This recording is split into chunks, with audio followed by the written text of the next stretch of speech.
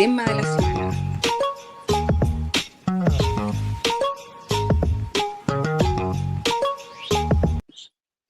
Bueno, estamos entonces con el tema de la semana, que acá dice el dato guaso. Nada que ver el dato guaso. Lo vamos No, a no sacar. tiene. Oye, el Estamos tema acá. de la semana fue la cuenta pública. Yo hice una editorial al comienzo, un poco para introducir en este tema. Eh, ¿La viste, Diana? ¿O no te sacrificaste, no te diste ese suplicio de verla?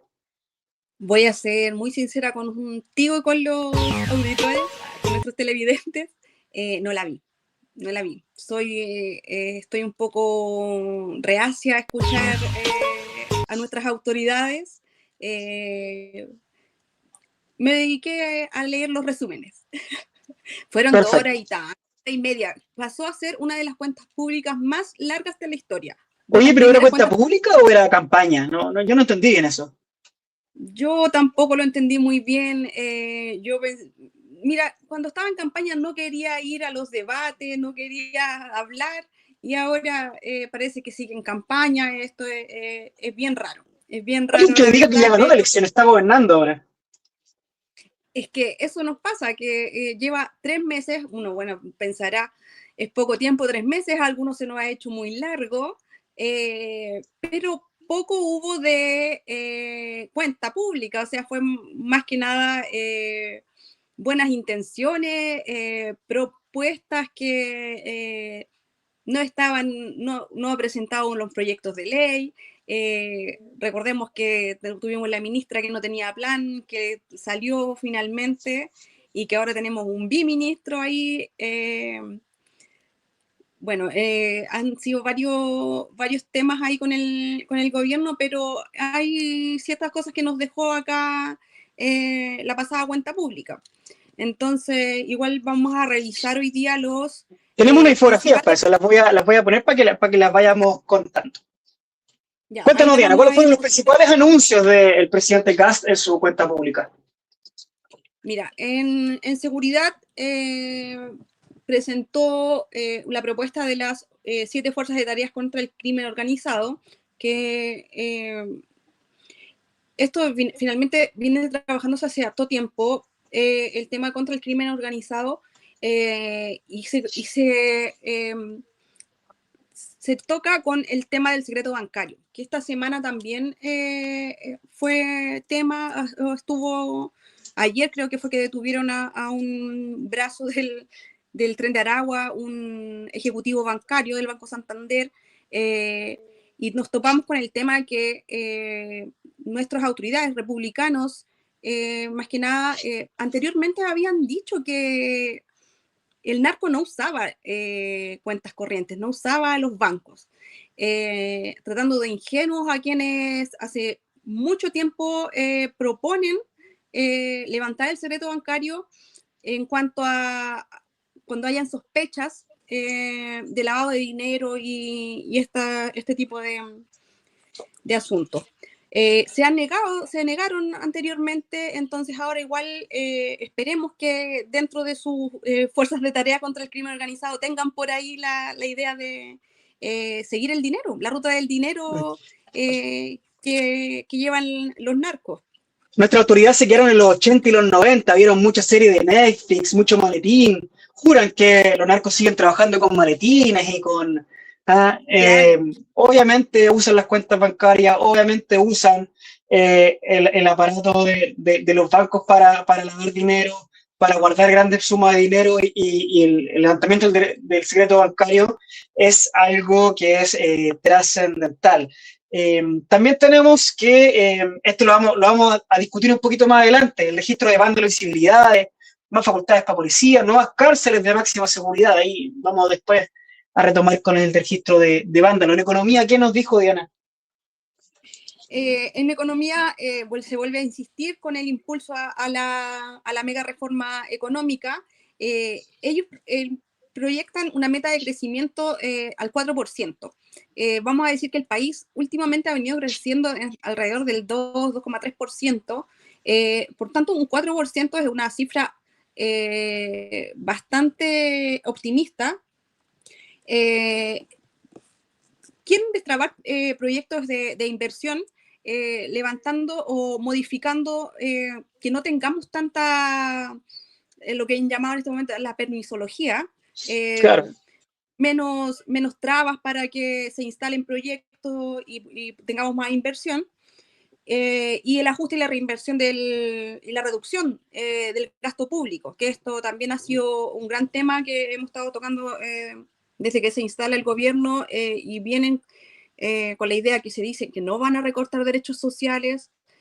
Sin embargo, hemos visto ya en muchos hospitales, por ejemplo, donde la falta de insumos, la falta de dinero para pagar horas extras, ha sido bastante caótico, y últimamente también la reducción del gasto público centrado en educación. Hoy día tuvimos marchas de los estudiantes, tanto secundarios como universitarios, en varias regiones, capitales regionales del país. En Rancagua se realizó una marcha de los estudiantes. Todos están muy preocupados por la reducción del gasto público en educación también, recortes ya sea en alimentación o en el pago, la gratuidad, que hay muchos alumnos, por lo menos acá en la Universidad de O'Higgins, que estudian con gratuidad. Entonces, son todos esos temas que ahí están muy en el aire y por los cuales los estudiantes están ahora manifestando ante esto. De los principales anuncios, también en Estado y Política, se planteó la fusión de ministerios, que ya hemos visto. ¿Se está concretando alguna? Sí. Una comisión para reformar el Estado, el plan de fiscalización anticorrupción y reducción de burocracia estatal. Redondea casi todo en lo mismo, con un poco debilitar un poco el Estado, en palabras simples. Y además, mira, anunció el bono de 30.000 pesos por hijo para familias más. Porque hoy sacábamos la cuenta con respecto a los bonos de Bachelet. ¿Te acuerdas que hacíamos la conversión por inflación y eran como si Bachelet en ese momento hubiera dado ahora como 16.000 pesos, una cosa así? Claro, claro. Bachelet, ¿hace cuánto fue? ¿Hace 10 años? 20 años, 2006. 2006, 20 años, imagínate. Y en ese momento eran 30.000 pesos y ahora es bastante deficiente, la verdad. Además, el impulso a la sala universal, que es un tema que también ha estado súper latente ahí. El plan de... Pero no se dice cómo se va a hacer, que eso es lo importante. ¿Cómo? Que no se dice cómo se va a hacer el tema de la sala cuna, como simplemente se informa, pero no hay un desglose de cómo va a realizar eso el gobierno. Es que mira, la mayoría de estos anuncios se quedan en el anuncio. Es muy... como promesas de campaña, básicamente. Es muy promesa de campaña, o sea, no tiene un articulado, no tiene un plan, un proyecto de ley que presentar, sobre el cual decir esto sí es beneficios. No, en verdad tenemos solamente ideas.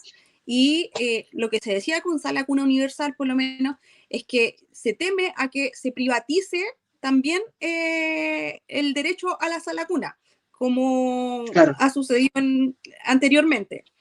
Y tenían también ahí la recuperación de terrenos tomados y el plan de retorno para migrantes irregulares. Este otro gran tema, recordemos que de aquí salió la metáfora de que iba a expulsar de 300.000 migrantes el día que llegara al gobierno. No sé, ¿tienes la cifra de cuántos inmigrantes irregulares habrán salido? Iban 80. 80.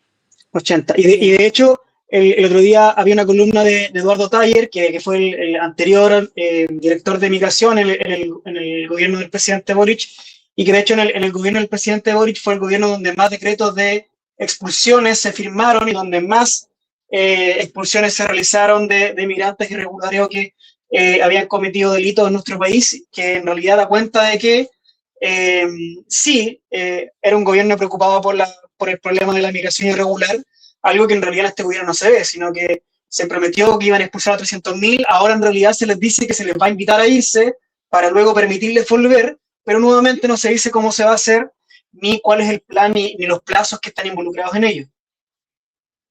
Ahí han salido varios asuntos. Mira, pasó también que salió por ahí que iban a pedir a los hospitales que informaran sobre migrantes irregulares, a Absurdo. los colegios que dieran esa información, lo cual levantó muchas alertas también. O sea, es un problema, podría crear un problema de salud pública, el hecho de que personas no quieran asistir al servicio público por miedo a ser deportados.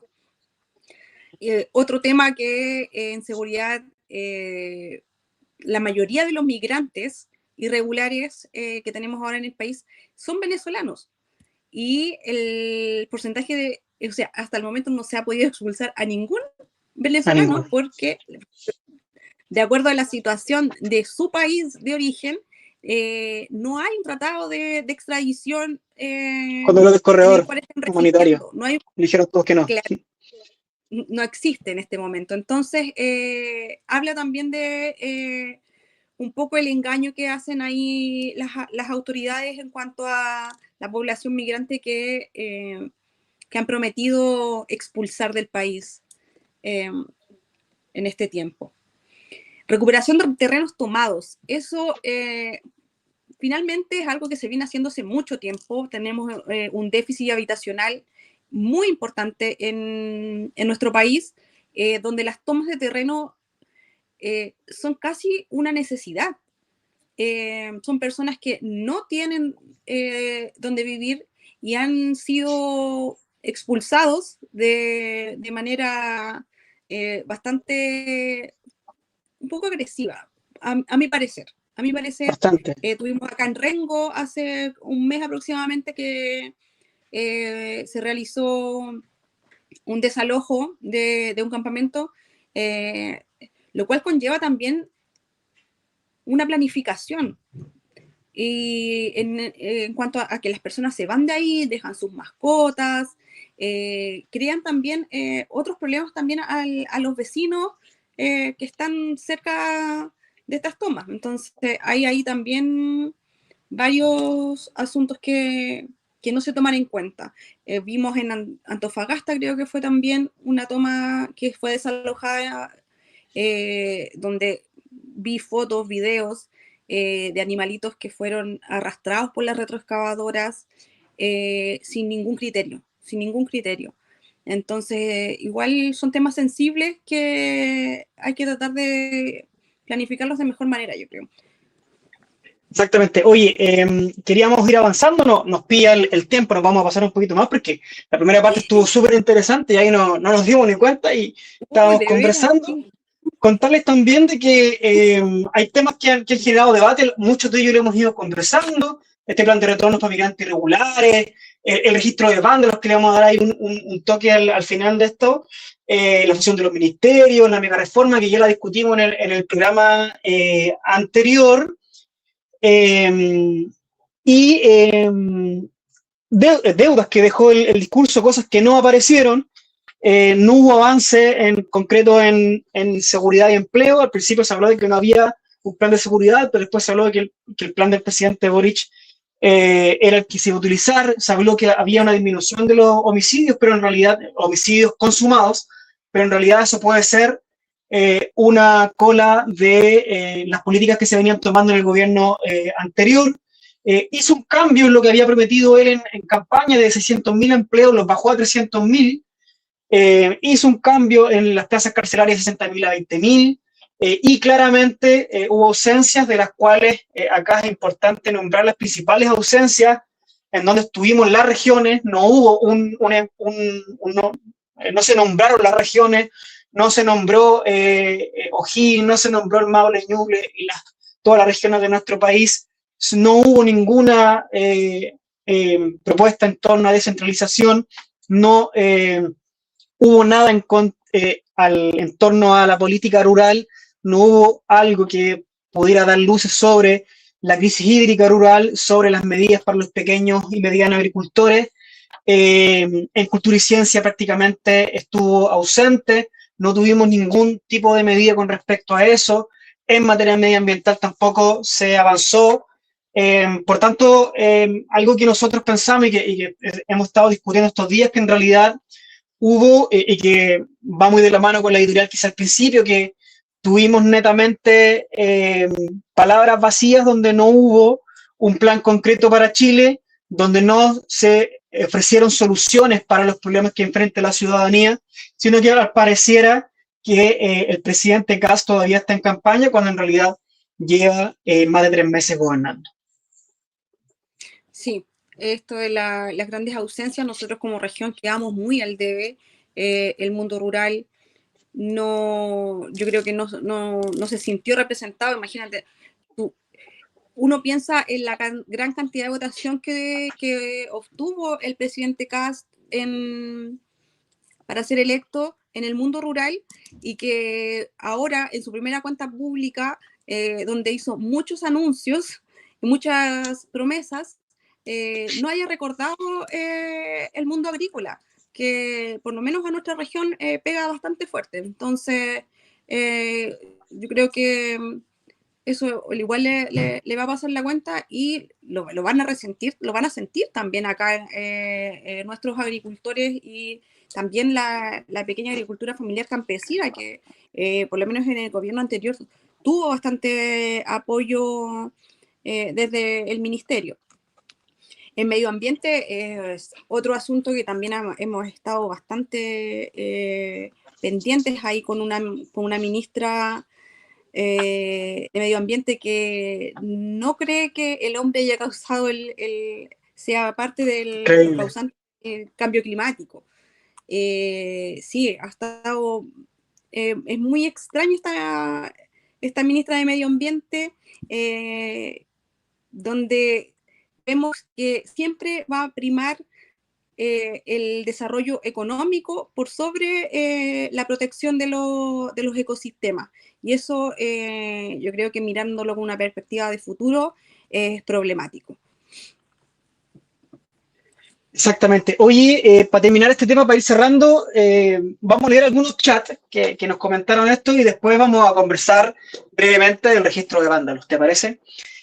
María Rosa dice que fue muy larga y cero aporte, y que se salvó de verla dando clases. Solo dijo promesas de las 440 que prometió en 90 días, solo uno cumplido. Lo mejor cuando le gritaron mentiroso al final y él dijo, que Dios te bendiga, a ti también. ¿La viste esa? Sí, y le gritaron desde la Le gritaron galería, mentiroso. mentiroso, sí. ¿Quién habrá sido ahí?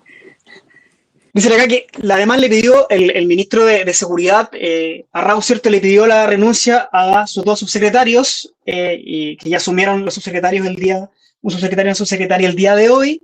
De la región solo nombró a Coltauco, nada más, nos dice Mar 559. Se siguen negando, dice María 321. María Rosa, la Rubilar dijo un día en Sin Filtro, oye, estuvo bueno ese tema Sin Filtro, ¿eh? Lo audio ahí de cuchillo con Feito. Que los narcos no hacían transferencias. Jennifer Ovalle, que nos está viendo desde Antofa, lleno de tomas, saludos para ella. En la chimba con los desalojos se han encontrado varios animales abandonados y muertos. Y María Rosa, que es una científica de nuestra región, lo de la ministra de Medio Ambiente, siendo negacionista del aporte antropogénico del cambio climático. Muchas gracias por sus mensajes. Y el Registro Nacional de Vándalos, ¿qué te parece?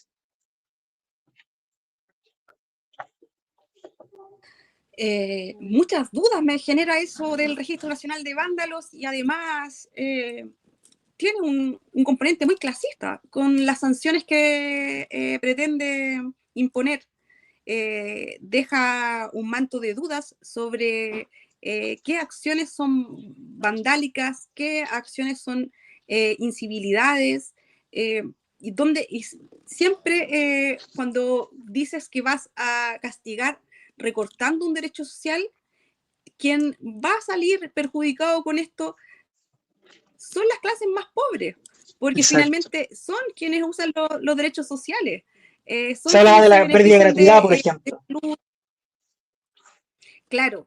Entonces, imagínate, yo lo publiqué en mi Instagram hoy día en una conversación, señalaban. Hace un tiempo atrás, el año pasado creo que fue, unos niños, unos jóvenes en Vitacura, Las Condes, no recuerdo bien, rompieron un grifo. Perfecto, sí, me acuerdo. Eso es un acto vandálico, es una incivilidad. ¿Qué derecho social pueden perder ellos? ¿Qué derecho podrían perder ellos? Ninguno. O sea, imagínate, salud la tienen asegurada, pues su padre le pagan la ISAPRE, educación, van a colegios privados, no les van a impedir tener su educación, y lo mismo con su educación universitaria, o sea, tienen cómo costearla. Entonces, finalmente lo que se castiga acá es la clase social y es finalmente los recursos con los que cuentan las personas. Siento que llevar un registro de esto no creo que sea un aporte real no sé, a la para combatir el crimen, ponte tú, si un acto vandálico finalmente no va a llegar más allá de ser un rayado de una pared, un rayado de una micro. Entonces, perder un derecho o perder la gratuidad por eso, creo que es como un poco extremo. Sí, ¿Cómo lo ves es tú? súper complejo porque en realidad este registro nacional de vándalo, ¿en qué apoya al principal problema que tenemos hoy en día, que es el crimen organizado? No hay ahí una relación. ¿Qué beneficio hay con respecto a esto, que es lo que está principalmente preocupando a nuestras familias? El crimen organizado, narcotráfico, no sé, los portonazos, qué sé yo, que si bien podemos entender que muchas veces los medios de comunicación pueden aumentar esta sensación de temor, pero que en realidad son hechos que existen. Entonces, en realidad, estas iniciativas que se presentan parecen ser más bien voladero de luces y no ser soluciones reales para el problema que es la delincuencia. Así que bueno, tendremos que estar ahí pendientes de lo que depara este gobierno. Todavía nos quedan 3 años y 9 meses, bueno, un poco menos, pero hay que estar pendientes y expectantes a lo que pueda ocurrir. Y como dijo el presidente Kast ahí muchas veces en su cuenta pública, todo va a estar bien. Bueno, vamos a confiar en nuestro presidente, no nos queda de otra en este momento, y vamos a esperar que todo esté bien. Y si no está bien, vamos a estar acá pendientes para contarles lo que no ha cumplido